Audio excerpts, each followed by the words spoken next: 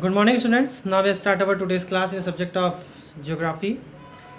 We learned the chapter interior of the earth, and in previous classes we finished our topics, the three parts of the earth, especially interior part, which is core, crust, mantle, and core. Now we start our today's topic, which is volcano and volcanic landforms. In this topic, we learn about volcanic eruptions and the landforms, which landforms who are made by volcanic eruptions like magma, and how a volcano occur. तो सबसे पहले हम लोग देखें तो आप बहुत सारी एक फ़ोटोज़ में, इमेजेस में वल्कनों को देखे होंगे, कैसा होता है इसकी जानकारी आपको होगी। प्रीवियस क्लासेस में भी आपको इसके बारे में बहुत सारी चीज़ें बताई गई हैं कि वल्कनिक इरप्शंस कैसा होता है। तो इसी के बारे में हम लोग थोड़ा डीप में जानेंगे। तो सबसे पहले तो स्थेनोस्फीयर जो हम लोगों ने कल पढ़ा था, जिसे हिंदी में दुर्बलता मंडल कहते हैं। स्थेनोस्फीयर के नीचे का जो पार्ट होता है मैग्मा, जहाँ पे जो रॉक्स होते हैं वो मोल्टेड फॉर्म में होते हैं।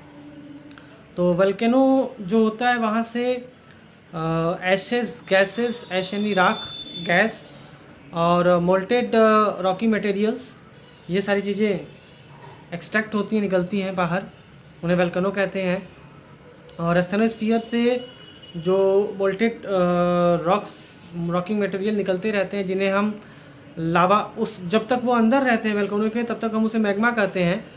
लेकिन जब वो क्रस्ट के ऊपर आ जाते हैं, यानी कि धरातल पे आ जाते हैं, यानी कि पृथ्वी के बाहर आ जाते हैं, यानी कि वल्केनो के जो माउथ होता है उससे बाहर जब निकलते हैं तो उसे हम लावा कहते हैं।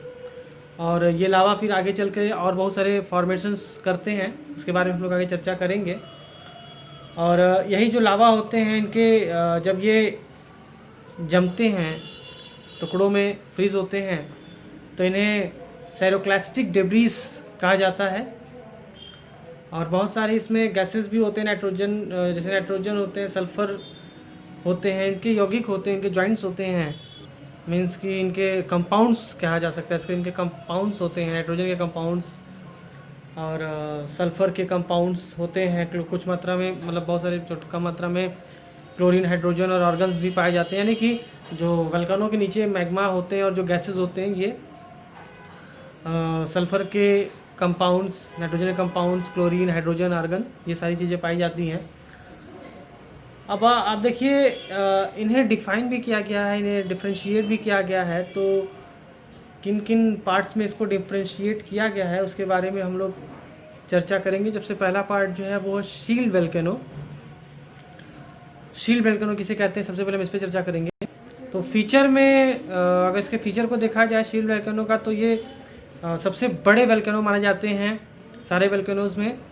और हवाई जो आइलैंड है वो एक इसका अच्छा उदाहरण माना जाता है शील्ड वल्केनो का।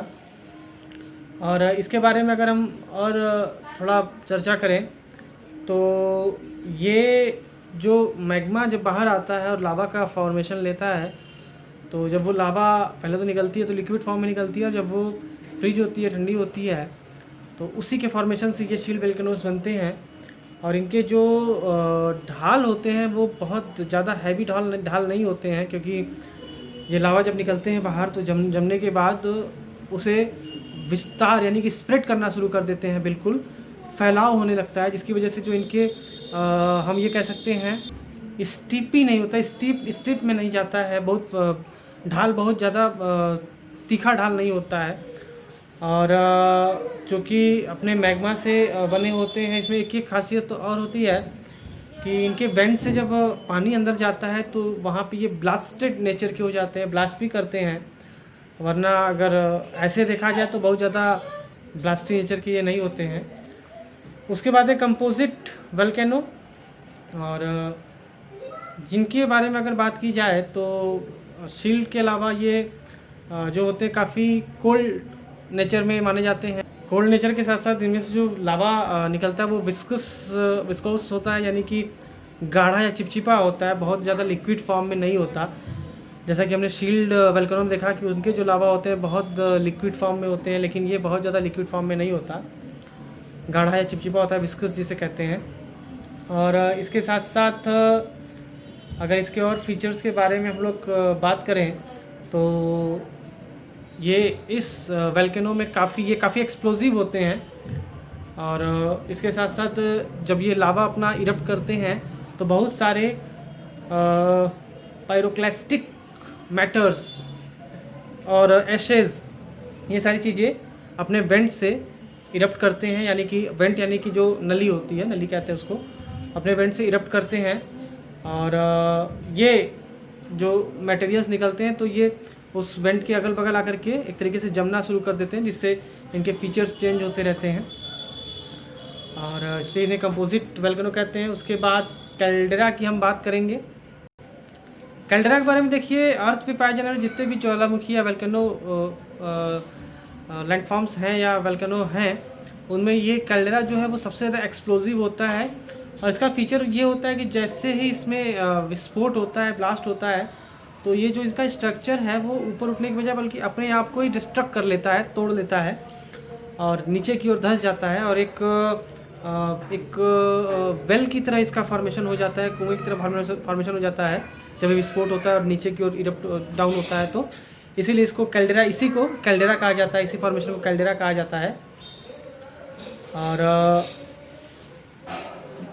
इसमें से जो लावा आपका निकलता है, यानी कि लावा हम चूँकि विस्फोट बहुत ज़्यादा होते हैं तो हमारे जो जियोग्राफर्स हैं उन्होंने ये एक अनुमान लगाया कि निश्चित तौर पे ये जितने भी ज्वालामुखी ऐसे होते हैं कैल्डेरा टाइप के, वो एस्टेनोस्फीयर के, यानी कि जहाँ मैग्मा डिपॉजिट होते हैं उनके बहुत क्लोज ये फॉर्म होता होगा, क्योंकि तभी इनके पास काफ़ी ज़्यादा मात्रा में मैग्मा पहुँच पाता है।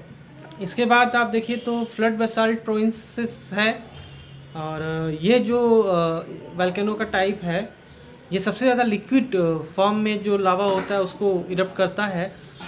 और अगर अर्थ पे देखा जाए तो कुछ ऐसे फॉर्मेशंस हैं जो अपने लावा को कई हज़ार स्क्वायर किलोमीटर तक फैला देते हैं और इनके लावा की, यानी कि जो ये इरप्शन होते हैं, इनकी मोटाई कम से कम 50 मीटर से भी अधिक होती है।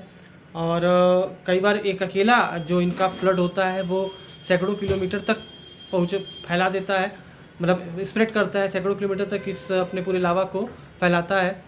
और इसका एग्जांपल अगर आप देखिए तो भारत का जो सदर्न एरिया है, डेक्कन प्लेट्यू है, उसमें जहाँ पे अभी जो वर्तमान का महाराष्ट्र का जो प्लेट्यू एरिया है वो इन्हीं फ्लड बेसाल्ट वोल्केनिक इरप्शन से बना है। तो ये एक एग्जांपल्स हैं इसके। इस प्रकार आप ये समझ पाएंगे कि क्योंकि अर्थ के फॉर्मेशन की अगर बात की जाए तो बहुत पुरानी फॉर्मेशंस हैं, वोल्केनिक इरप्शंस होते रहे हैं। बहुत सारे लैंडमास, आप आगे जब पढ़ोगे जियोग्राफी के बारे में तो बहुत सारे लैंडमास ऐसे हैं जो पूरी तरीके से इन मैग्मास से बने हुए हैं। तो ये ऐसे हमको बहुत सारे एग्जांपल्स आगे भी मिलते रहेंगे। इसके बाद हम देखेंगे मिड ओशनिक रिज वोल्केनिक जो टाइप है, मिड ओशनिक रिज का ये टाइप हम देखेंगे।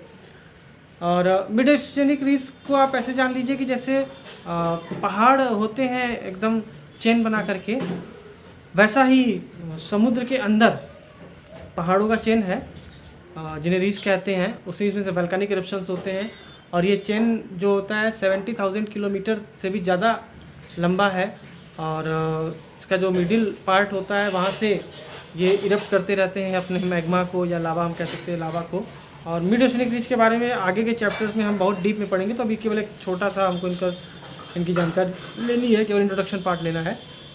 वोल्केनिक लैंडफॉर्म्स में देखिए कि कैसे लैंडफॉर्म बनाते हैं। सबसे पहले इंट्रसिव लैंडफॉर्म्स है।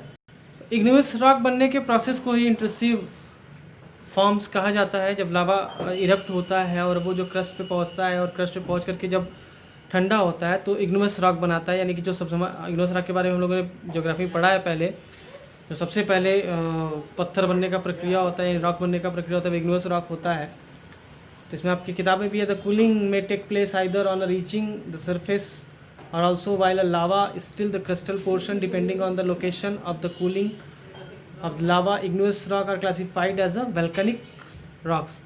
यानी कि सिंपल से आप इसको अगर सिंप्लीफाई करके समझे तो जैसे ही ये इरप्शंस होते हैं और जब वो क्रस्ट पे पहुंचते हैं, इंटरसिव फॉर्म का पहला जो वल्केनिक लैंडफॉर्म्स का जो पहला पार्ट है इंटरसिव फॉर्म, उसकी बात कर रहे हैं। जैसे ही इरप्शंस होते हैं और वो जब इरप्शंस में जो लावा निकलता है और वो जब लावा क्रस्ट पे आकर के ठंडा होता है तो वो इग्नियस रॉक का फॉर्म बनाता है, जिसे हम इंटरसिव फॉर्म कहते हैं। वल्केनिक लैंडफॉर्म्स के जो फीचर्स हैं उसमें जो इंटरसिव फॉर्म्स है, तो इसी वल्केनिक इरप्शंस को हम इग्नियस रॉक्स कहते हैं और ये एक तरीके से डायरेक्ट लावा से बना हुआ पहला फीचर माना जाता है।